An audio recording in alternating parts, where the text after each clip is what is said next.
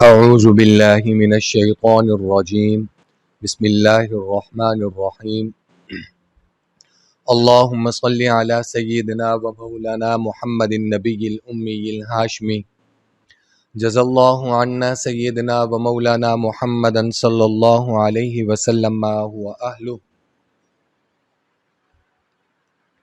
ارباب علم و بصیرت، معزز سامعین، آج ہم سورۃ البقرہ کا تیسرا رکوع شروع کرنے لگے ہیں۔ قرآن نے اب یہاں سے جو اسلوب اپنایا ہے، اپنے مخاطب کرنے والوں کو جو پکار دی ہے، اب یہاں قرآن اپنی دعوت بیان کر رہا ہے۔ یہاں تک اگر دیکھا جائے تو سب سے پہلے یہاں سے آگے سمجھنے کے لیے ایک بات نہایت ضروری ہے، وہ یہ ہے کہ یہاں تک قرآن پاک ایک تہائی حصہ جو قرآن پاک کا تھا وہ رہ گیا تھا، 2/3 قرآن پاک نازل ہو چکا تھا۔ 2/3 یہ ترتیب نزولی کے اعتبار سے میں بات کر رہا ہوں۔ قرآن کی 2 ترتیبیں، ایک ہے ترتیب نزولی، ایک ہے ترتیب مصحف، یعنی جو صفوں کے ذریعے ترتیب دی گئی ہے، جسے ترتیب توقیفی بھی کہا جاتا ہے۔ اگر ترتیب توقیفی کو دیکھا جائے تو وہ آئندہ سپاروں میں اور آئندہ کی ترتیب میں وہ چیز، وہ آیات، ان کا ذکر ہوگا۔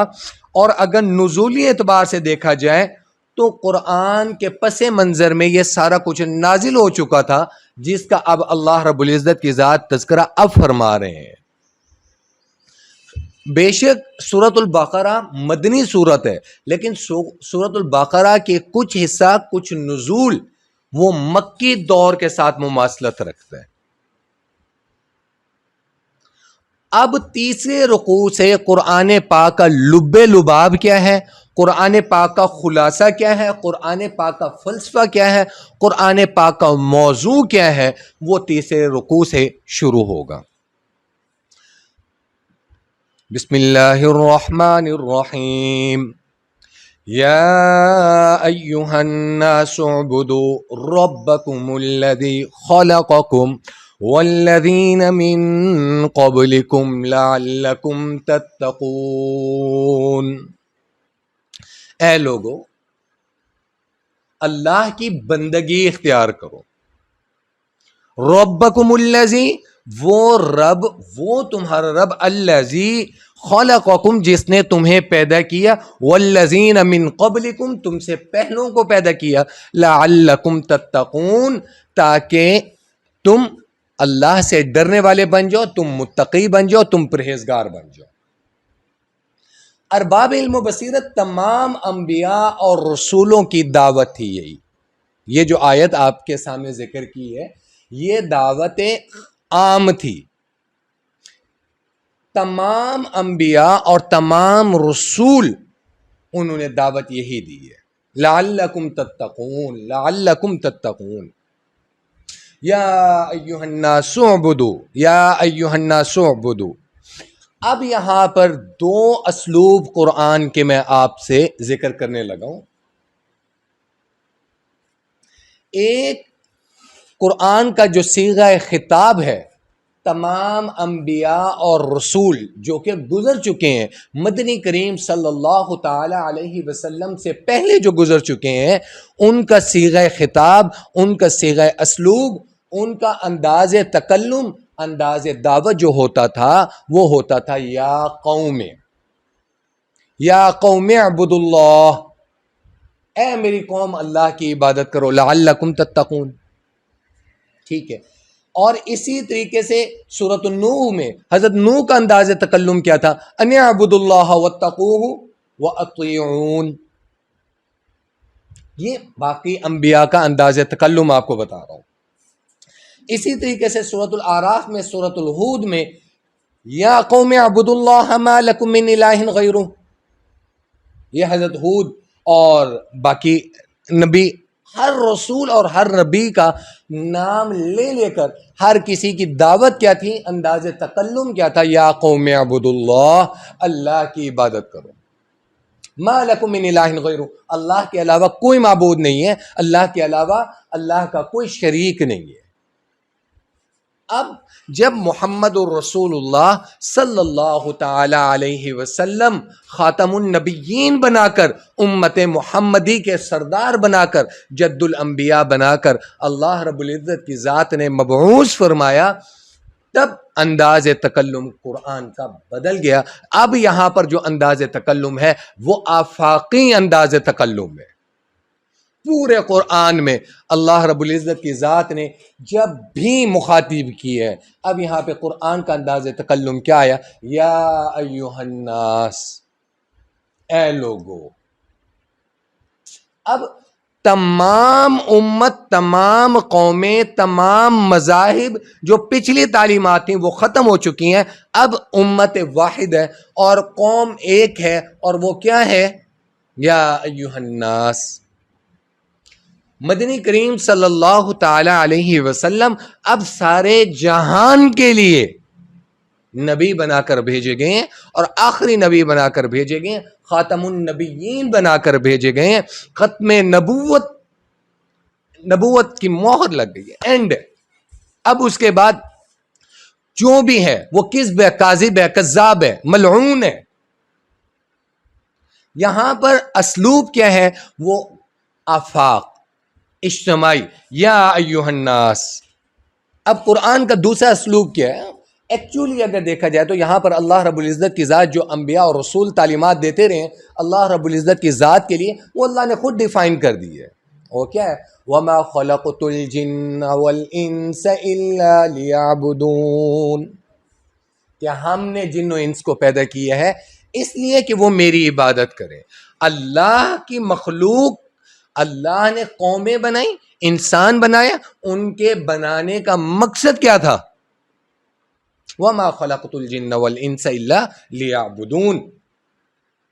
اب قرآن کا جو صیغہ ہے یا ایہا الناس، یہ اجتماعی طور پر ساری امتوں اور ساری قومیت پر بتا دیا گیا ہے کہ میں نے محمد رسول اللہ کو خاتم النبیین بنا کر بھیجا ہے، اور تمام قومیں اس چیز کو ذہن نشین کر لیں کہ میرا قرآن، اب جو میرے قرآن کا کانسٹیٹیوشن ہے، اب جو میرا آرڈر ہے، وہ فار ایور ہے، فار ایوری ون ہے۔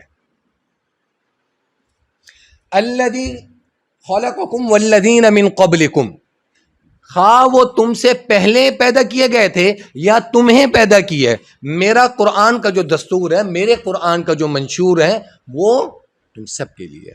کیونکہ سم ٹائم ایسی کنڈیشنز بھی آ جاتی ہیں، ایسی سمٹمز بھی ہوتی ہیں کہ جن میں لوگ یہ کہتے ہیں کہ یہ رسم و رواج یا یہ روایات جو ہیں یہ ہمارے آباء و اجداد سے چلی آ رہی ہیں۔ اب قرآن نے یہاں پر الذی خلقکم والذین من قبلکم، اللہ نے یہاں پر کہہ کے اس چیز کو ختم کر دیا۔ اب کیا تمہارے آباء و اجداد اگر غلط تھے تو کیا تم اس غلط روش پر چلتے رہو گے؟ Never ever. اب اس آیت کے مطابق سب کچھ ختم ہو چکا ہے، وہ غلط ہے تو تم غلط مت بنو۔ لعلکم تتقون، تاکہ تم بچ سکو، تاکہ تم پرہیزگار بن سکو، افراط اور تفریط سے بچ سکو، اللہ کے عذاب ڈے آف ججمنٹ میں جو اللہ کی وعید ہیں ان سے بچ سکو۔ آگے جی، الذی جعل لکم الارض فراشا والسماء بناء،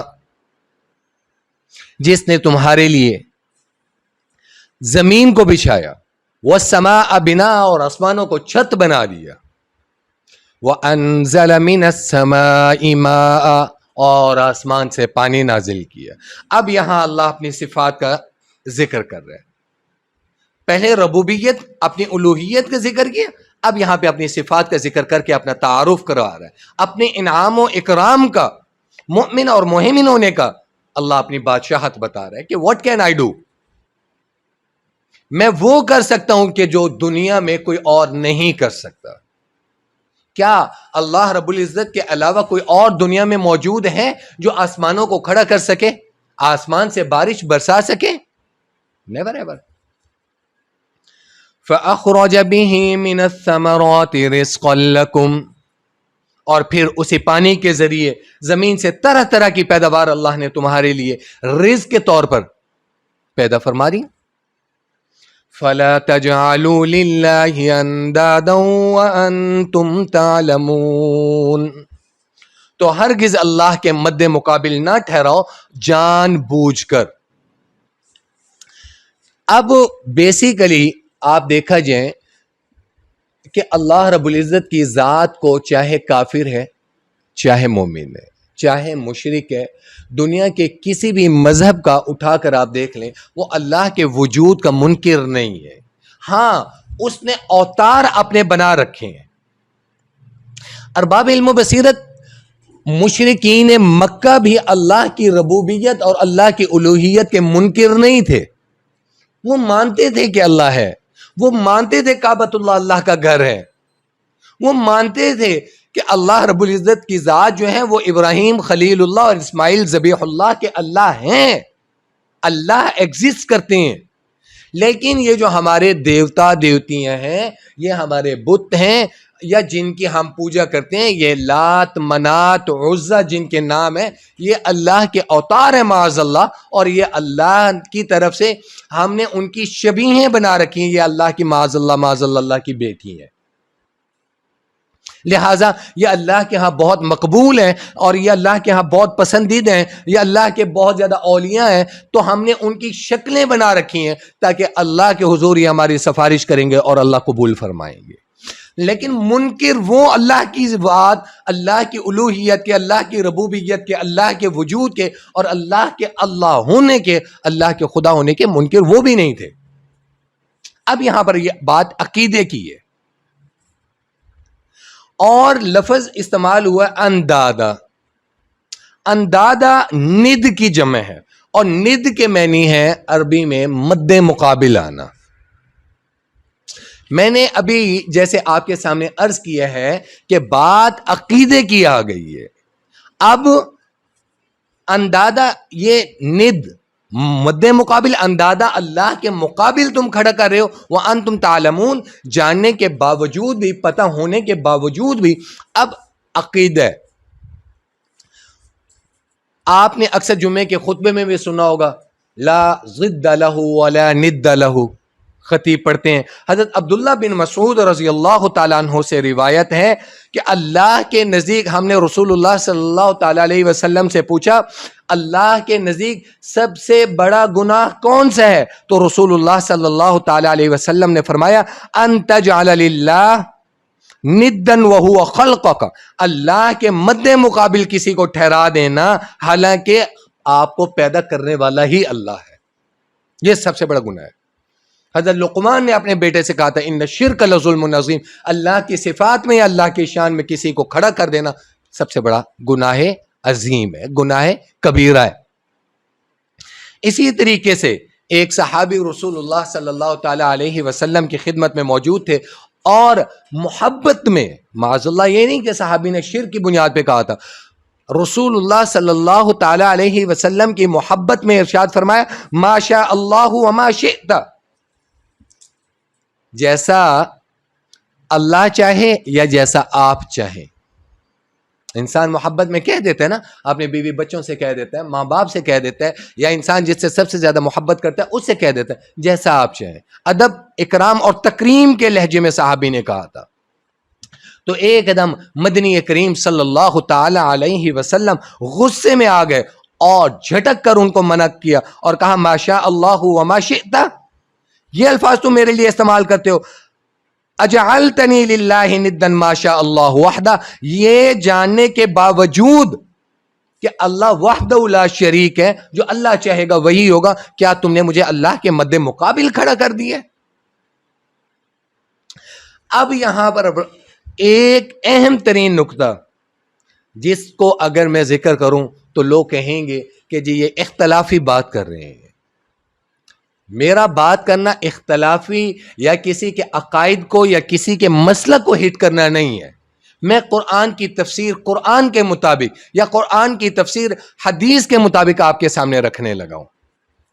قرآن کی ایک آیت ہے، سورۃ القصص کی آیت ہے، انک لا تہدی من احببت ولکن اللہ یہدی من یشاء.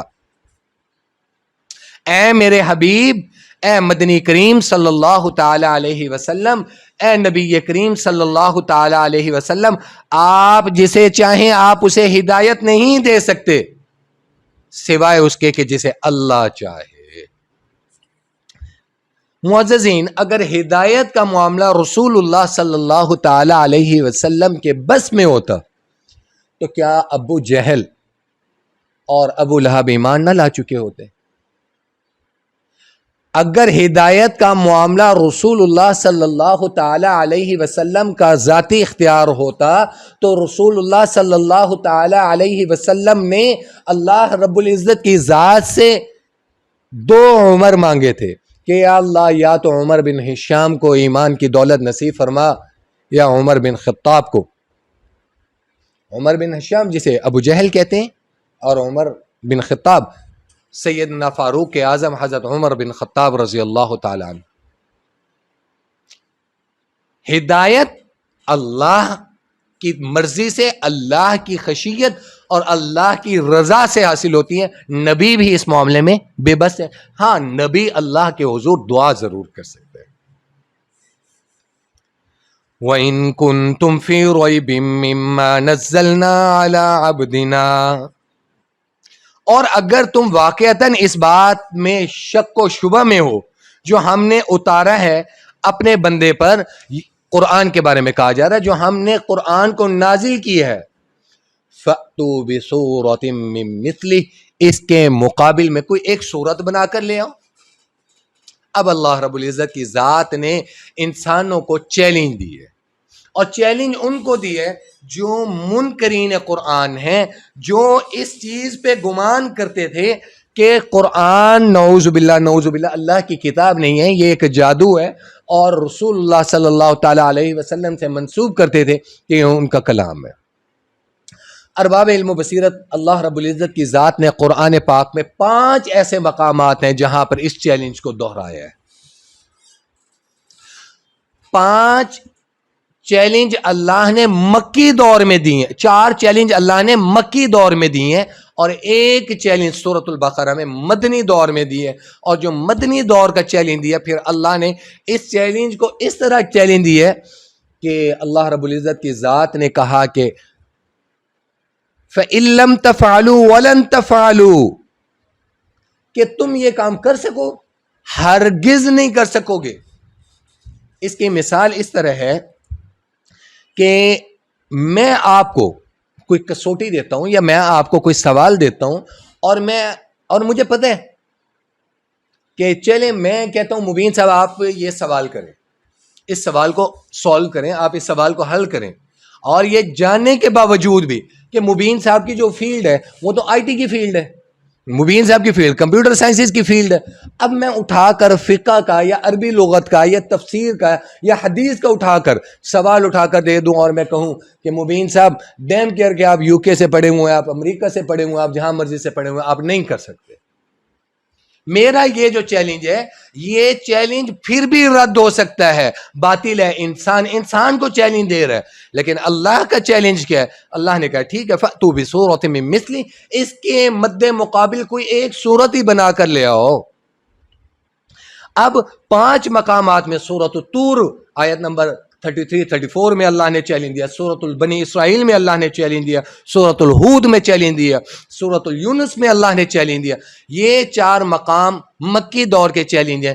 سورۃ البقرہ میں اللہ نے یہاں چیلنج دیا، وَادْعُوا شُهَدَاءَكُم مِّن دُونِ اللَّهِ إِن كُنتُمْ صَادِقِينَ، بلا لو اپنے سارے مددگاروں کو،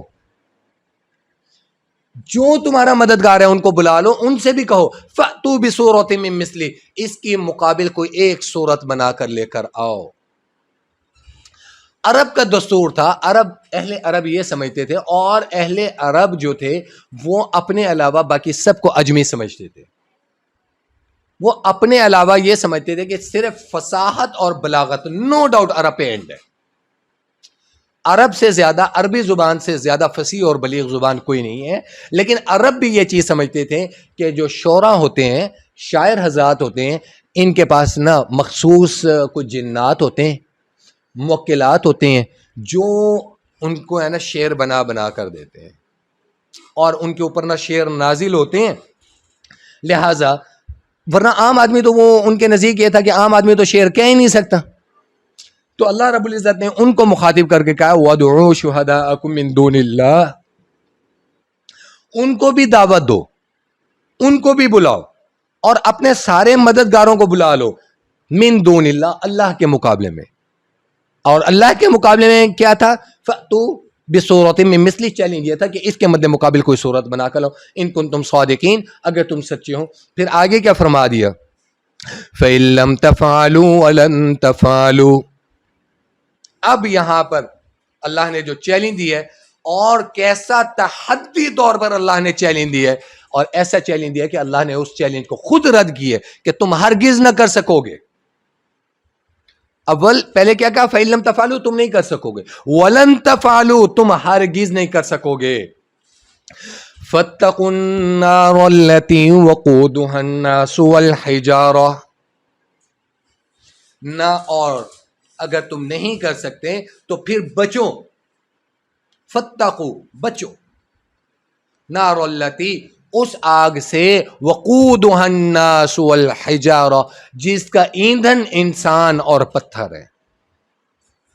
ارباب علم و بصیرت، انسان تو جہنم میں جائے گا ہی جائے گا، اور جو جہنم کی آگ ہے اللہ نے اس کا ایندھن پتھر رکھے ہیں. اب یہاں پر دو توجیحات اللہ پیش کرتے ہیں، ایک توجیح اور ایک توضیح کے مطابق، ایک تفسیر کے مطابق وہ یہ ہے کہ جو وہ بت جن کی بت پرست پوجا کرتے ہیں یا مشرک پوجا کرتے ہیں، غیر مسلم جن بتوں کو اوتار سمجھ کے ان کی پوجا کرتے ہیں، اللہ سب سے پہلے ان کو آگ میں ڈالے گا. اور وہ دوسری توجیہ یہ ہے کہ جو پتھر کی آگ ہوتی ہے وہ لکڑی کی آگ سے زیادہ سخت ہوتی ہے. پتھر کی آگ زیادہ دیر تک قائم رہنے والی ہے، لکڑی کی آگ آپ نے دیکھا ہوگا انگارہ بنتا ہے، انگارہ بننے کے بعد پھر راکھ بنی اور راکھ جو ہے ختم ہو جاتی ہے، جبکہ پتھر کی جو آگ ہے وہ دیر پا ہوتی ہے. اور پھر جہنم کی آگ تو پھر بہتی رہے گی. اعدت للکافرین، اللہ نے یہاں اسپیسیفائی کر دیا، اسپیشلی وہ جو تیار کی گئی ہے وہ کافروں کے لیے تیار کی گئی ہے. وَبَشِّرِ الَّذِينَ آمَنُوا وَعَمِلُوا الصَّالِحَاتِ أَنَّ لَهُمْ جَنَّاتٍ تَجْرِي مِن تَحْتِهَا الْأَنْهَارُ. اے مدنی کریم صلی اللہ تعالی علیہ وسلم بشارت دے دیجئے الذین آمنوا، ان لوگوں کو جو ایمان لائے ہیں، وعاملوا الصالحات، اور انہوں نے نیک کام کیے. یہ دروازہ بند کر دیں. وعاملوا الصالحات، اور نیک کام کیے. ان لہم جنات تجری من تحتها الانہار، ان کے لیے باغات ہیں جن کے نیچے ندیاں بہتی ہیں. اصول ہے، اگر دنیاوی طور پر بھی دیکھا جائے تو باغ ایسے ہی خوبصورت لگتا ہے کہ درخت اونچائی پر ہوں، نیچے ندیاں بہ رہی ہوں، تاکہ وہ جو ندی بہ رہی ہے وہ اس کی جڑوں کو سیراب کرتی رہے، اور معاملات جو ہیں، وہ جو درخت ہیں وہ زیادہ خوبصورت بھی نظر آتا ہے، ماحول بھی زیادہ خوبصورت نظر آتا ہے، اور درخت تر و تازہ رہے گا. کلما رزقوا منها من ثمرات رزقا قالوا هذا الذي رزقنا من قبل وأتوا به متشابها. اب جنت میں وعاملوا الصالحات، وہ لوگ جو آمنوا وعاملوا الصالحات، ایمان والے ہوں گے اور نیک عمل کرنے والے ہوں گے. اللہ کہتا ہے کلما رزقوا، جب انہیں وہاں پر رزق دیا جائے گا، من ثمرات رزقا، تو سب سے پہلے جنت والوں کو اللہ جو رزق دیں گے وہ پھل دیں گے. حدیث کے مطابق، ایک حدیث کے مطابق کہ جنت میں جو پھل پہلے پیش کیے جائیں گے ان میں کیا ہوگا؟ انگور ہوں گے، انگور، سیب اور کھجور پیش کی جائے گی. تو وہ اہل جنت جو ہوں گے وہ ان کو دیکھنے کے بعد کہیں گے قالوا هذا الذي رزقنا من قبل، یہ تو وہ رزق ہے جو ہمیں جنت میں دیا جا رہا ہے، یہ تو ہم پہلے کھا چکے ہیں، ہمیں پہلے بھی دیا، دنیا میں دیا جاتا رہا ہے. وَأُتُوا بِهِ مُتَشَابِهًا، یا اس سے ملتا جلتا ہوگا. تو حدیث میں آتا ہے رسول اللہ صلی اللہ تعالی علیہ وسلم نے فرمایا وہ دیت مشابہت تو اسی طرح کی ہوگی، مثل اسی طرح کے ہوں گے، لیکن اس کا ذائقہ ہر بار جنتی جب اس کو کھائے گا اور جنتی جب اس کو کھائے گا، ہر دفعہ اللہ رب العزت کی ذات اس کا ذائقہ اور تاثیر تبدیل کرتا جائے گا. دنیاوی طور پر آپ ایک سیب کھائیں، 2 کھائیں، 3 کھائیں، 4 کھائیں، ایک چیز آتی ہے کہ آپ سیر ہو جاتے ہیں، آپ کا پیٹ بھر جاتا ہے، آپ اس ذائقے سے بھر جاتا ہے، آپ کا دل اس سے سیراب ہو چکا ہوتا ہے، سیر ہو جاتا ہے. اور اسی طریقے سے انگور زیادہ کھا لیں، کھجور زیادہ کھا لیں تو انسان اس ذائقے سے فیڈ اپ ہو جاتا ہے، اکتا سا جاتا ہے. لیکن جنت کے جو پھل ہوں گے، آپ جب اور جس لمحے آپ کھاتے رہیں گے، ہر لمحے اس کا ذائقہ تبدیل ہوتا جائے گا. وَلَهُمْ فِيهَا أَزْوَاجٌ مُطَهَّرَةٌ وَهُمْ فِيهَا خَالِدُونَ. اور جنت میں اللہ رب العزت نے تمہارے لیے تمہاری پاک باز بیویاں رکھی ہوں گی. وَهُمْ فِيهَا خَالِدُونَ، اور وہ اس میں ہمیشہ رہیں گے. اب یہاں پر ارباب علم و بصیرت، جو انسان کی دنیاوی بیوی ہے، اللہ رب العزت کی ذات اس کو جنت کے حور سے 700 گنا زیادہ حسن و جمال میں بڑھا کر اللہ پیش کریں گے. اگر دونوں اعمال صالح کرنے والے ہوں گے، وہ مرد اور بیوی دونوں، اور ان کی دنیا کی محبت بھی سچی ہے. اگر شوہر کی محبت سچی ہے تو وہ بیوی کو ایمان والا بنائے گا، اور بیوی کی محبت سچی ہے تو وہ چاہے گی کہ جنت میں بھی میں ساتھ رہوں. ورنہ پھر وہ کہیں گے کہ ٹھیک ہے جی، دنیا میں بھی اوکے زندگی گزاری ہے، آخرت میں بھی پھر ٹھیک ہے گزارتے ہیں. وَهُمْ فِيهَا خَالِدُونَ، اور اس میں وہ ہمیشہ رہیں گے.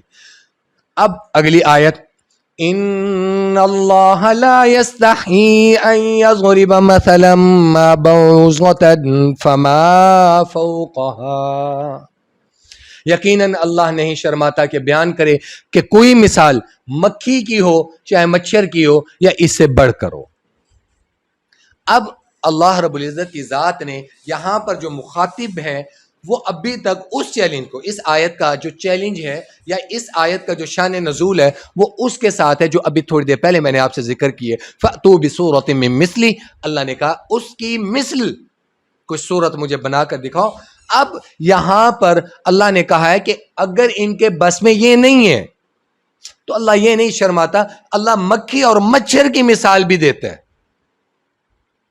کیونکہ اللہ کے نزدیک ایک حدیث کا مفہوم ہے کہ رسول اللہ صلی اللہ تعالی علیہ وسلم نے فرمایا تھا کہ اللہ رب العزت کے نزدیک کائنات ساری ایک مچھر کے پر سے زیادہ کی فوقیت نہیں رکھتی. ساری کائنات اللہ کے نزدیک ایک مچھر کے پر کے برابر ہے. تو اللہ نے یہاں ایز اے تشبیہ یا تمثیل اور استعارتاً اللہ نے یہ بات یہاں پر کی کہ اللہ کسی چیز کو حقیر یا کمتر نہیں سمجھتا. ہاں وہ لوگ کمتر ہیں جو فَأْتُوا بِسُورَةٍ مِّن مِّثْلِهِ اس کی صورت نہیں بنا سکتے، وہ حقیر لوگ ہیں.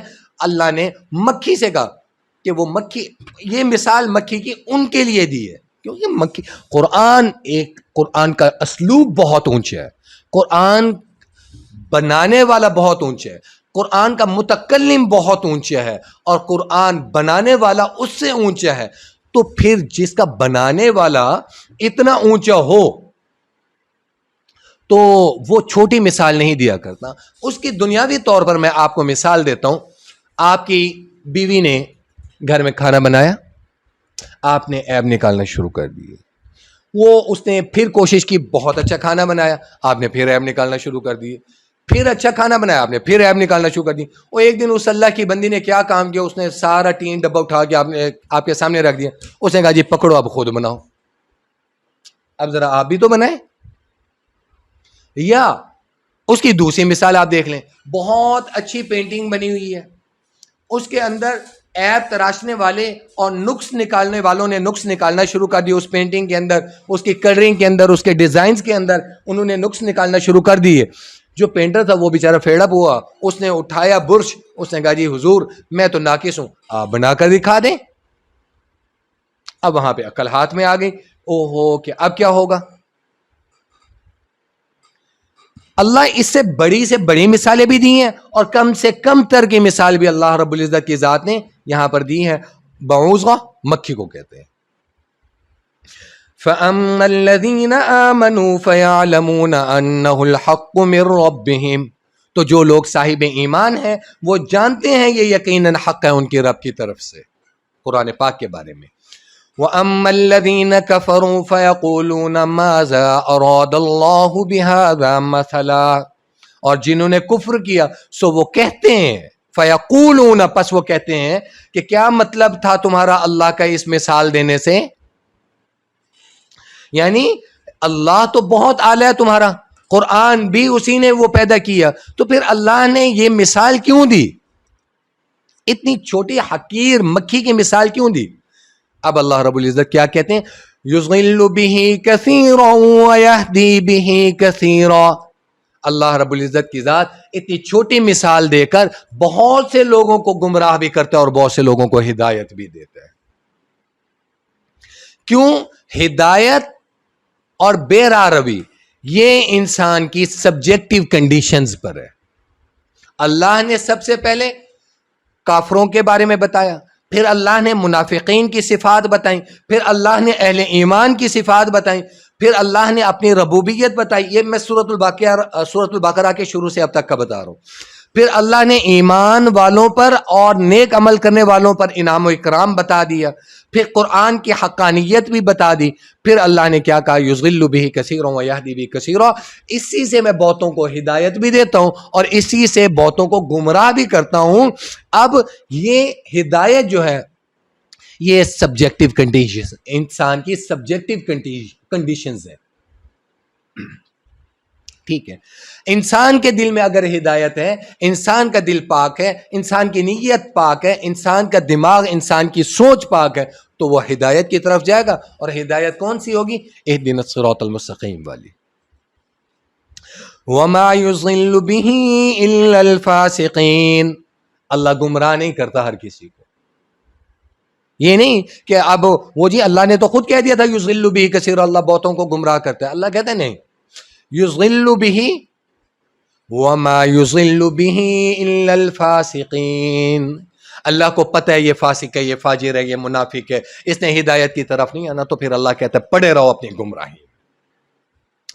الذین ینقضون عہد اللہ من بعد میثاقہ، جو اللہ سے وعدہ کرنے کے بعد، اللہ سے عہد کرنے کے بعد اس کو توڑ دیتے ہیں. پہلے کمٹمنٹ کر لی اللہ سے. ارباب علم و بصیرت، اب یہاں پہ اللہ نے جس وعدے کا ذکر کیا ہے اس کو کہتے ہیں عہد الست. عہد الست. اب یہاں پر ایک چھوٹا سا فلسفہ ہے، وہ آپ کو سمجھنے کی ضرورت ہے. عالم ارواح میں اللہ رب العزت کی ذات نے تمام روحوں کو تخلیق کیا، تمام روحوں کو پیدا فرما دیا. جب اللہ رب العزت کی ذات نے تمام روحوں کو پیدا فرما دیا اور پھر اللہ نے ان سے عہد لیا، اس عہد کو عہد الست کہا جاتا ہے. اور اللہ نے کیا کہا تھا، الست بربکم، کیا میں تمہارا رب نہیں ہوں؟ تو اس وقت تمام روحوں نے مخاطب ہو کر کہا تھا بلا، جی اللہ بالکل آپ ہمارے رب ہیں. اس عہد میں آپ بھی شامل تھے، میں بھی شامل تھا، میرے آبا و اجداد بھی شامل تھے. حضرت آدم صفی اللہ سے لے کر کائنات کا آخری بشر روز قیامت جب سور پھونکا جائے گا، قیامت کی اس گھڑی تک تخلیق کیا وہ ہر روح جو تھی وہ وہاں پر موجود تھی. اللہ نے ان سے عہد لیا تھا، الست بربکم، کیا میں تمہارا رب نہیں ہوں؟ سب نے کہا تھا قالوا بلا، بالکل. اب وہاں پر یہ وہ عہد ہے جو ہم آنے والے انسانوں نے، جو فاسق اور فاجر لوگ تھے، انہوں نے کفر کر کے اللہ کا اس عہد کا، عہد الست کا انکار کیا. اللہ نے کہا میرے ساتھ تو تم نے وعدہ کیا تھا کہ میں ہی تمہارا خالق، میں ہی تمہارا مالک، میں ہی تمہارا رب ہوں.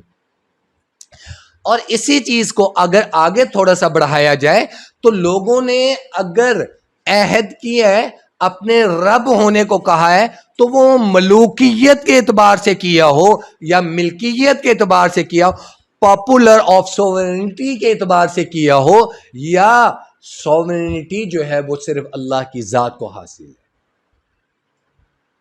دو چیز. وَيَقْطَعُونَ مَا أَمَرَ اللَّهُ بِهِ أَن يُوصَلَ، اور کاٹتے ہیں ہر اس چیز کو جس کو اللہ جوڑنے کا حکم دیتا ہے، اللہ صلہ رحمی کا حکم دیتا ہے، یہ قطع رحمی کرتے ہیں۔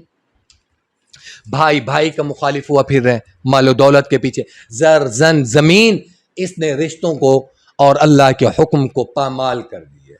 ہماری شریعت دو چیزوں پر ڈیپینڈ کرتی ہے، ایک ہے حقوق اللہ، اللہ کو، اللہ کے حقوق، اللہ کو اللہ کے ساتھ جوڑنا، اللہ کے بندوں کو اللہ کے ساتھ جوڑنے کا جو حق ہے یہ حقوق اللہ ہے، اور کونوا عباد اللہ اخوانا، اللہ کے بندوں آپس میں بھائی بھائی بن جاؤ، یہ حقوق العباد ہے۔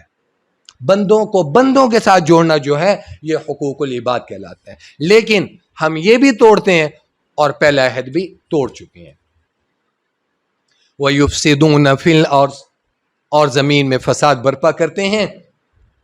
أُولَئِكَ هُمُ الْخَاسِرُونَ، یہی لوگ خسارے والے ہیں، یہی لوگ جہنمی ہیں۔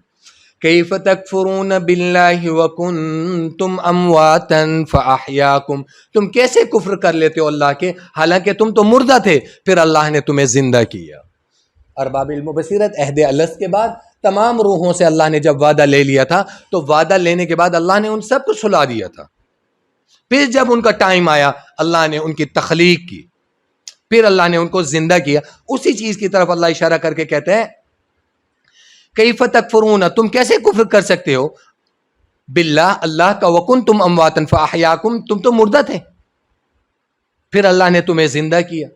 ثم یمیتکم ثم یحییکم ثم الیہ ترجعون، وہ تمہیں پھر مارے گا، پھر جلائے گا، پھر تم اسی کی طرف لوٹا دیے جاؤ گے۔ پہلا عہد الست، عالم ارواح والی زندگی، پھر سلا دیا، پھر پیدا کیا، پھر مارے گا، پھر اللہ زندہ کرے گا، یعنی برزخی زندگی، یہاں پر وہ آ گیا۔ اب یہاں پر ایک چیز ہے رسول اللہ صلی اللہ تعالی علیہ وسلم سے، اور یہ متفق حدیث ہے، الارواح جنود مجندہ، تمام روحیں جمع شدہ لشکر کی صورت میں موجود تھیں جب اللہ نے ان سے عہد لیا تھا، الست بربکم، جسے عہد الست کہتے ہیں، کیا میں تمہارا رب نہیں ہوں، پھر اس کے بعد سلا دیا گیا، وہ پہلی موت تھی جو ہمارے اوپر آ گئی۔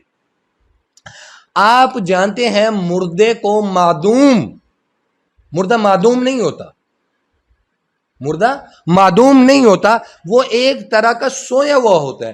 لہٰذا قرآن میں بھی آپ نے دیکھا ہے کہ اللہ رب العزت کی ذات نے نیند کو سونے سے اور موت کے ساتھ تشبیہ دی ہے۔ حضرت عبداللہ بن مسعود رضی اللہ تعالی عنہ سے روایت ہے، اور یہ متفق علیہ حدیث ہے، کہ رسول اللہ صلی اللہ تعالی علیہ وسلم نے فرمایا کہ رحم مادر میں، ماں کے پیٹ میں بچہ جب 4 ماہ کا ہوتا ہے تو اس میں روح پھونک دی جاتی ہے۔ اب یہ دوسرا موقع ہے روح پھونکنے کا، ٹھیک ہے۔ هو الذی خلق لکم ما فی الارض جميعا، یہ وہی اللہ ہے جس نے تمہارے لیے سب کچھ جو زمین میں اللہ نے پیدا کیا، ثم استوى الى السماء فسواهن 7 سماوات، پھر یہی اللہ ہے جس نے ٹھیک ٹھیک ترتیب کے ساتھ تمہارے لیے 7 آسمان پیدا کر دیے، وَهُوَ بِكُلِّ شَيْءٍ عَلِيمٌ، وہی اللہ ہر چیز کا علم رکھنے والا ہے۔